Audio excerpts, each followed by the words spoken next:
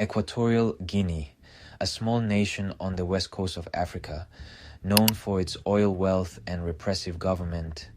Whispers travel slowly, but scandals erupt like volcanoes. At its center stood Baltasar Ebang Engonga, entrusted with the nation's finances. His name, once synonymous with power, now echoed with disgrace. The scandal broke with the force of a tidal wave. Suddenly, the whispers became screams. Engonga, once untouchable, found himself on the precipice of ruin. The scandal unfolded with the release of a series of explicit videos. They surfaced online, spreading like wildfire through the digital underground. These videos were not grainy, clandestine recordings. They were high-quality, meticulously filmed encounters, and they left no room for doubt or misinterpretation. The videos showed Engonga in compromising positions, not with consenting adults but with underage girls. The impact was immediate and devastating. The videos spread far beyond the borders of Equatorial Guinea. International news outlets picked up the story.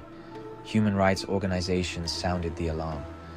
The world watched in disgust and horror. The content of the videos was bad enough, but the details surrounding their production made the scandal even more appalling. Rumors swirled that the videos were not simply acts of personal depravity. They were allegedly part of a larger network of exploitation, a network that purportedly involved powerful figures within the government. The girls in the videos, it was whispered, were not willing participants. They were victims, coerced and manipulated by Engonga and his associates. As the scandal deepened, the list of those implicated grew longer. Names were whispered in hushed tones, fingers were pointed, accusations flew. The scandal ensnared not just Engonga, but also members of his inner circle. Among those caught in the crosshairs were individuals who held positions of high significant influence. The videos implicated high-ranking government officials. Some were seen alongside Engonga. Others were identified through their connections to the girls in the videos. The scandal exposed a dark underbelly of power and privilege. It revealed a system where those in positions of authority felt free to exploit the vulnerable with impunity. The scandal also dragged Engonga's own family into the fray. Reports surfaced of his relatives using their connections to silence potential witnesses. Others were accused of profiting from Engonga's illicit activities. The scandal had become a family affair, a web of complicity and corruption that stretched across the upper echelons of Equatorial Guinean society. In the immediate aftermath of the scandal, an eerie silence fell over Equatorial Guinea. The government, known for its swift and brutal crackdowns on dissent, seemed paralyzed. When the government finally did respond, their actions spoke volumes. Instead of condemning Engonga or launching an investigation, they circled the wagons.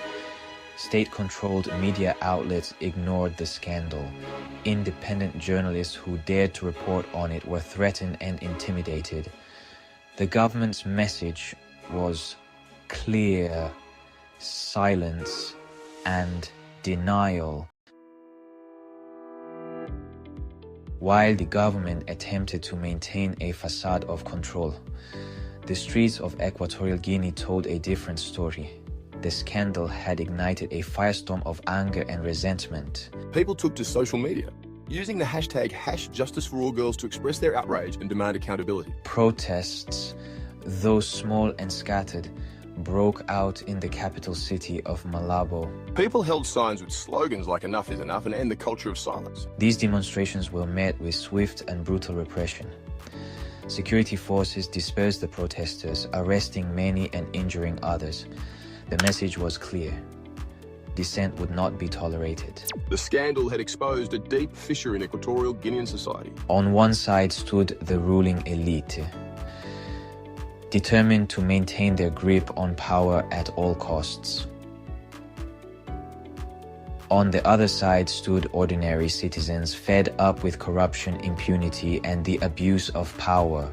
The scandal, far from being a singular event, had become a lightning rod for deeper grievances.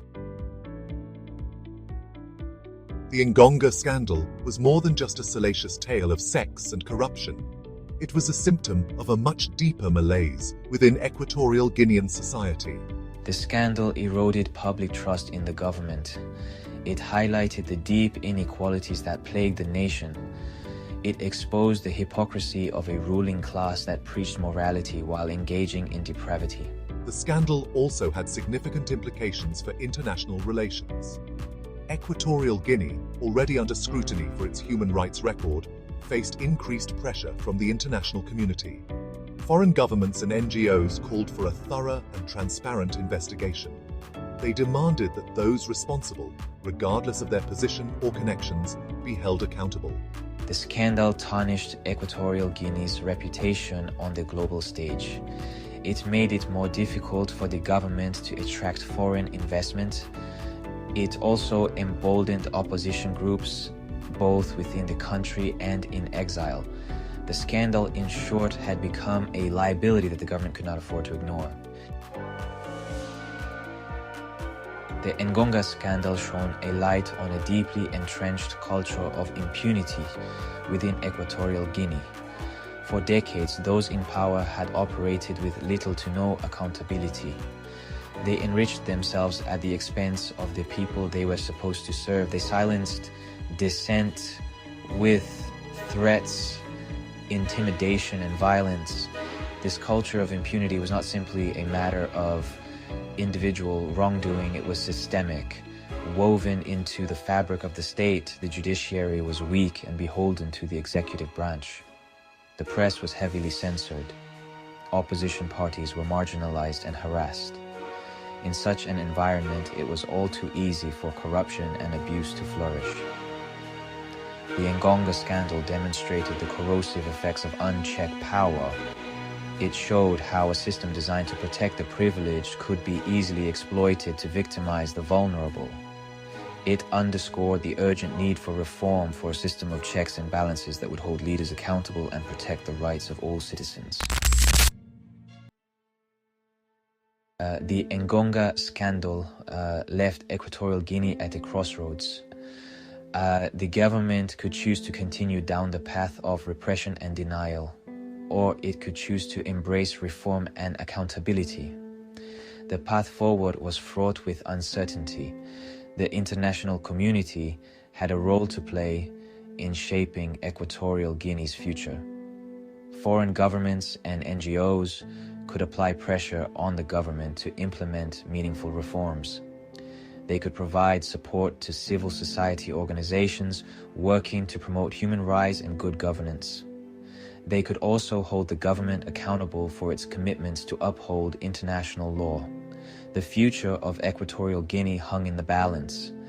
Would the Engonga scandal be a wake-up call, a catalyst for positive change, or would it be swept under the rug? Another chapter in the country's long history of corruption and impunity. Only time would tell.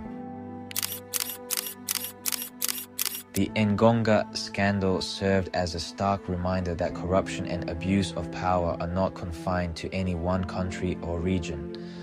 They are global problems that demand global solutions. The scandal also highlighted the importance of a free and independent press, a robust civil society, and a strong system of checks and balances. These are the cornerstones of a just and equitable society. The echoes of the Engonga scandal would continue to reverberate through Equatorial Guinea for years to come. The scandal had left an indelible mark on the nation's psyche. It had shaken the foundations of power and exposed the fragility of trust. It had also ignited a spark of hope, a desire for a better future. The true legacy of the Engonga scandal would be determined by the actions of those in power. Would they heed the calls for justice and reform? Or would they continue to prioritize their own interests over the needs of the people they were meant to serve? The answer to that question would determine the fate of Equatorial Guinea.